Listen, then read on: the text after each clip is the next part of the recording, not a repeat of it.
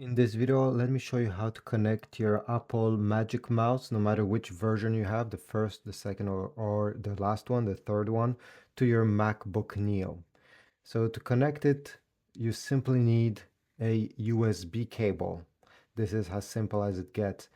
This USB cable over here is on one side USB Type-C, and on the other hand is lightning. This is because my Magic Mouse is the second generation, which has a lightning port. If you have the last Magic Mouse, you'll need a USB Type-C to USB Type-C cable. So as soon as you connect the mouse to the cable and the cable to the Mac, it will get connected. Okay, so let me just plug it over here. Doesn't matter in which USB port you plug it. You're going to get a message on the display asking you if you want to allow the mouse. Obviously, you need to allow it.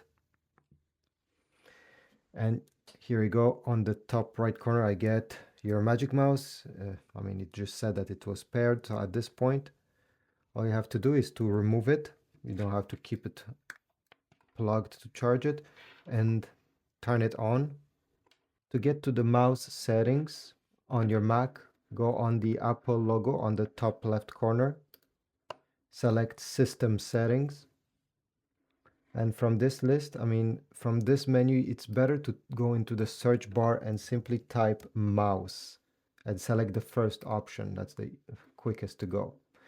And over here, you're gonna have the different gestures you can do with your Magic Mouse. So up and down to scroll, it will instruct you on how to do it, and you'll have many different settings, including the tracking speed and other things that you can change regarding your Magic Mouse.